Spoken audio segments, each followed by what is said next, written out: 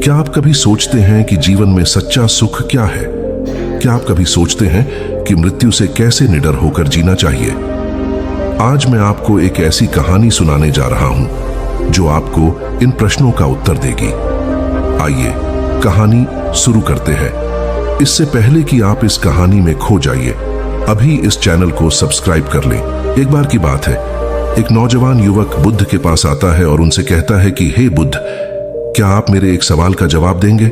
बुद्ध ने मुस्कुराते हुए कहा कि पूछो, क्या पूछना है? इसके बाद उस युवक ने कहा कि हे बुद्ध, मेरी उम्र अभी बहुत ज्यादा नहीं है, लेकिन मैं बहुत परेशान रहता हूं, बहुत दुखी रहता हूं। मैं आपसे यह जानना चाहता हूं कि मेरे जीवन में अभी से इतनी दुख है तो मेरी जिंदगी तो अभी बहुत बाकी है। क्या मेरे जीवन में दुख बढ़ते ही रहेंगे कि इन दुखों से छुटकारा पाने का कोई रास्ता नहीं है?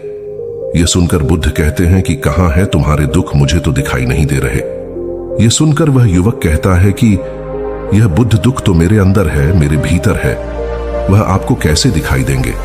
यह सुनकर बुद्ध उसी वक्त से पूछते हैं कि क्या तुम्हें अपने दुख दिखाई देते हैं?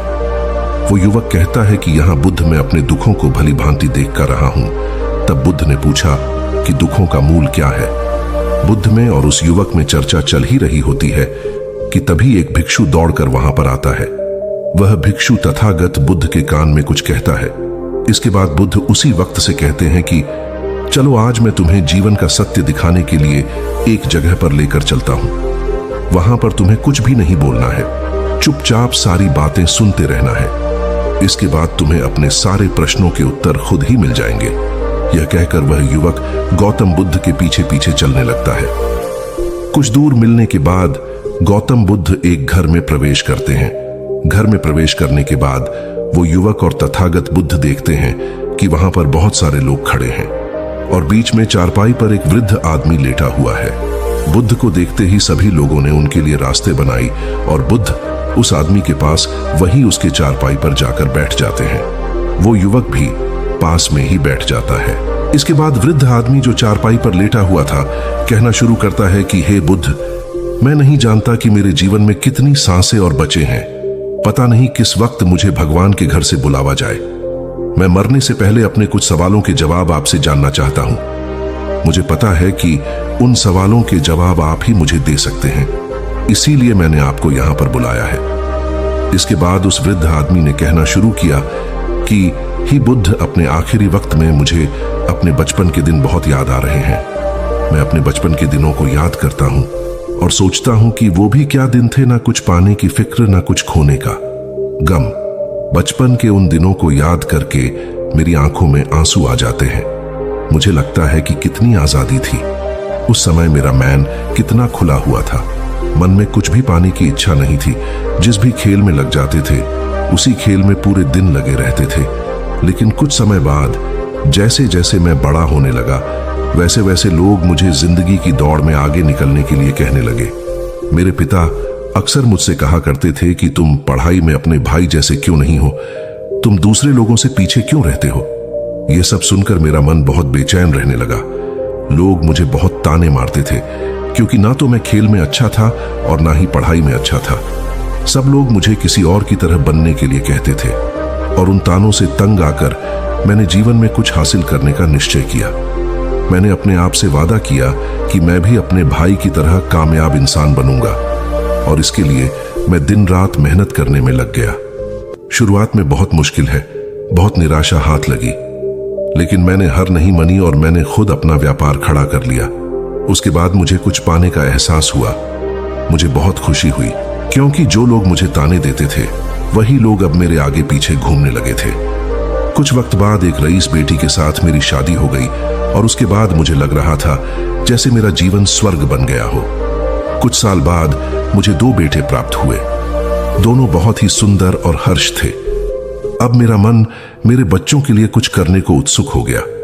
मैं और भी ज्यादा धन कमाने में लग गया और जल्द ही मैं अपने नगर का सबसे बड़ा व्यापारी बन गया। सब कुछ अच्छा चल रहा था, लेकिन अनहोनी को कौन टाल सकता है। एक दिन अचानक मेरी पत्नी मुझे छोड़कर चल गई। इससे मुझे बहुत गहरा सदमा पहुंचा। मैं कई दिनों तक अपने घर से बाहर नहीं निकला। मेरे बेटे मुझे हिम्मत दे देते कि पिताजी माताजी तो नहीं रही और जो हो चुका वो वापस नहीं आ सकता। लेकिन हम दोनों भाई आपका हमेशा साथ देंगे, आपकी हमेशा सेवा करेंगे। आपको किसी बात की कोई चिंता करने की आवश्यकता नहीं है। और धीरे धीरे मैंने भी अपने मन को समझा लिया कि अब तो मुझे अपने प्रिया पत्नी के बिना ही जीना पड़ेगा। इसीलिए मैंने अपना मन अपने बेटों के साथ जोड़ लिया। उनकी खुशी में ही मुझे खुशी होती थी, उनके दुख में ही मुझे दुख होता था।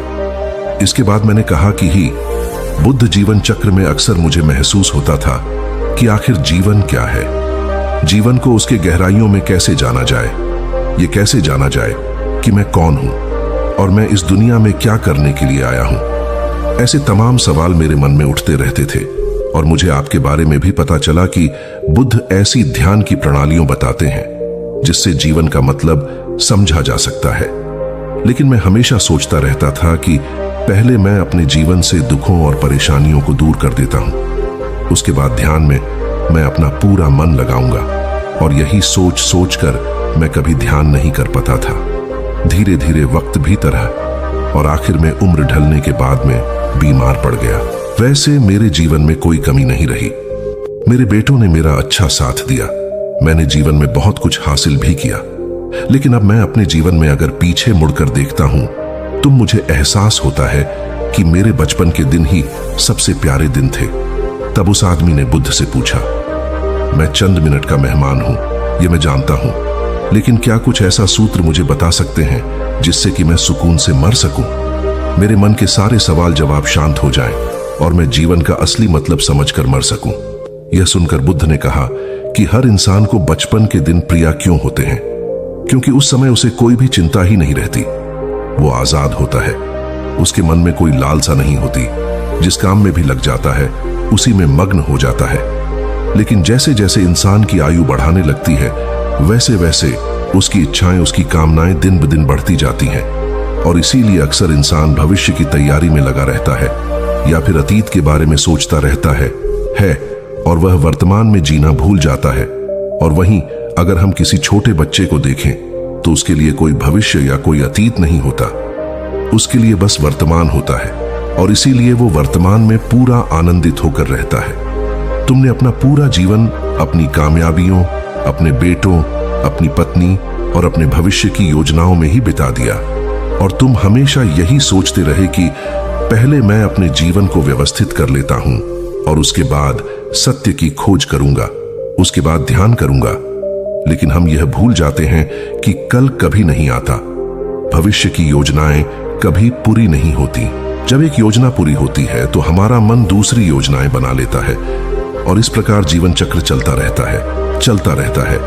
और अब आखिरी समय में जब मृत्यु तुम्हारी सैया पर लेटी हुई है तो तुम्हें एहसास हो रहा है कि मैंने जीवन में कुछ भी हासिल नहीं किया। अब तुम्हें लग रहा है कि जो भी तुमने किया उसमें से तुम एक सुई भी अपने साथ नहीं ले जा सकते। अगर यही बात तुम उसे वक्त समझ लेते, मृत्यु कभी निश्चित होकर नहीं आती, वो तो कभी भी आ सकती है। अगर ये बात उसे वक्त तुम्हारा मन समझ लेता तो तुम उसी वक्त ध्यान और सत्य की खोज में लग जाते।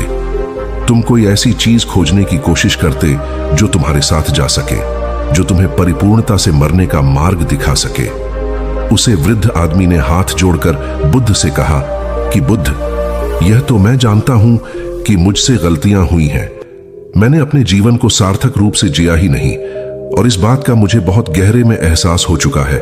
लेकिन मैं आपसे फिर से वही सूत्र जानना चाहता हूं कि क्या मैं अभी परिपूर्ण था के साथ नहीं मर सकता? क्या मुझे अभी सत्य की कोई झलक नहीं मिल सकती?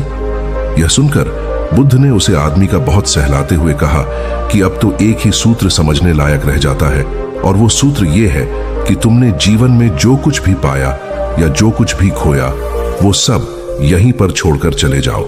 उसे अपने मन के साथ जोड़कर मत ले जाओ। अपने मन में यह भाव पैदा करो कि तुमने अपने जीवन से बहुत कुछ सीख लिया और वास्तविकता में तुमने अपने जीवन में बहुत प्रगति की है, क्योंकि तुमने यह जान लिया है कि जीवन में कुछ भी सार्थक नहीं है और यह जानना भी बहुत बड़ी उपलब्धि होती है। लोग जीवन भर जीते जीते मर जाते हैं लेकिन उन्हें जीवन की निरर्थकता का कोई पता नहीं चलता। इसीलिए अभी अपने मन से सारे सवाल गिरा दो और यह भाव पैदा करो कि जीवन में जो कुछ जानने जैसा था वह मैंने जान लिया है। और अब जीवन में कुछ भी जानने जैसा नहीं बचा है। जब तुम इस बोध से भर जाओगे तो तुम बिल्कुल खाली होकर मृत्यु को प्राप्त हो जाओगे। और वास्तविकता में यही मरने की कला होती है। हमने जीवन में जो कुछ भी पाया, जो कुछ भी खोया, वो इसी दुनिया का था और वह यहीं पर रह जाएगा। हमारे साथ कुछ भी नहीं जाएगा। हम खाली जाएंगे, हम बिल्कुल खाली जाएंगे। और जो लोग अपने मन से बिल्कुल खाली होकर जाते हैं, वास्तव में उनके अंदर ज्ञान का दीप जल जाता है और वो आगे चलकर दूसरे जन्मों में उसे निर्वाण की स्थिति को प्राप्त कर सकते हैं। लेकिन उससे पहले तुम्हें इस जीवन की निरर्थकता को समझना होगा। यहां पर कुछ भी पाना या कुछ भी खोना कोई मायने नहीं रखता। इसके बाद बहुत देर तक मैंने कोई सवाल नहीं पूछा और वह मुस्कुराते हुए मृत्यु को प्राप्त हो गया। इसके बाद बुद्ध ने उसे नौजवान युवक से पूछा कि क्या तुम्हें अपने सवालों के जवाब मिले, और मिले तो तुम्हें क्या जवाब मिले सभी को बताओ। उसी वक्त ने कहा कि हे बुद्ध, मुझे अपने सवालों के जवाब मिल गए हैं। वृद्ध आदमी के जीवन चक्र से मैं समझ गया हूं कि जीवन में कुछ भी पाने जैसा नहीं होता। सुख हो या दुख हो, सब कुछ यहीं पीछे रह जाता है। और अगर हम इसी चक्कर में फंसे रह जाएंगे तो हम सत्य को कभी नहीं जान पाएंगे। इसीलिए जीवन में सुख और दुख तो चलते ही रहेंगे। इसके साथ साथ चलते हुए ही हमें सत्य की खोज करने पड़ेगी। लेकिन बुद्ध, मेरे मन में अब भी एक सवाल बाकी है जिसका जवाब जानना सबके लिए बहुत ज्यादा जरूरी है। मेरा सवाल है कि मैं ध्यान की यात्रा करने के लिए बहुत प्रेरित हुआ हूं, लेकिन मुझे कोई मार्ग नहीं पता। ध्यान कैसे किया जाता है कि ध्यान की सभी प्रक्रियाएं तुम्हें होश में लाने के लिए ही बनी है, तुम्हें वर्तमान में लाने के लिए बनी है। अगर तुम किसी भी कम को पूरी उपस्थित के साथ, पूरे एकाग्र भाव से अपने आप को पूरा इकट्ठा करके कर सकते हो तो तुम ध्यान में ही होते हो। लेकिन हमारा ध्यान इधर उधर भट्ट रहता है। अपना कम करते करते वर्तमान में रहने के लिए मैं तुम्हें एक छोटी सी विधि बताता हूं जिसके जरिए तुम अपना कम भी कर सकते हो और ध्यान को भी समझ सकते हो। जब भी तुम चलते फिरते हो, उठते बैठते हो, सिर्फ अपने सांसों पर ध्यान लगाना शुरू करो। सांस किस नाक से आ रही है, किस नाक से जा रही है, ना कि कौन से कोने से टकरा रही है। सिर्फ तुम उसके साक्षी भर हो जाओ, सिर्फ उसको देखते रहो। कुछ भी काम कर रहे हो, चल रहे हो, फिर खाना खा रहे हो, सिर्फ अपने सांस पर ध्यान लगाओ। और यह करते वक्त तुम्हें महसूस होगा कि तुम्हारा दिमाग, तुम्हारे विचार तुम्हें इधर उधर ले जाते हैं। लेकिन थोड़ी देर बाद तुम्हें फिर से होश आएगा कि तुम्हें अपनी सांसों पर ध्यान लगाना है और तुम्हारा ध्यान फिर से सांस ऑटोमेटिक जाएगा। और धीरे धीरे जब तुम अपने विचारों को देखने लगोगे तो तुम पाओगे कि विचार विलीन होने लगे हैं। तुम्हारे अंदर बस एक खाली मैदान बचा हुआ है। सारे सवाल जवाब विलीन हो चुके हैं। इसके बाद बुद्ध ने कहा कि सांसें जो होती हैं वो वर्तमान में चलती है, ना ही वो भविष्य में चलती है, ना ही अतीत में चलती है। वो वर्तमान होता है, वही वर्तमान स्थिति होती है। और जब तुम अपनी सांसों से जुड़ जाते हो तो तुम वर्तमान में ध्यान लगाना सीख जाते हो, क्योंकि सांसें जिन पर तुम ध्यान लगा रहे हो वो वर्तमान में चल रही होती है। इसके बाद धीरे धीरे कदम दर कदम तुम्हें ध्यान का खुद ही एहसास होने लगेगा। फिर तुम जो भी कम करोगे उसमें तुम्हारा पूरा चित्त लगा होगा। तो शुरुआत वहीं से करो जहां पर तुम हो, यहीं से अभी से अपनी सांसों को पकड़ना शुरू कर दो।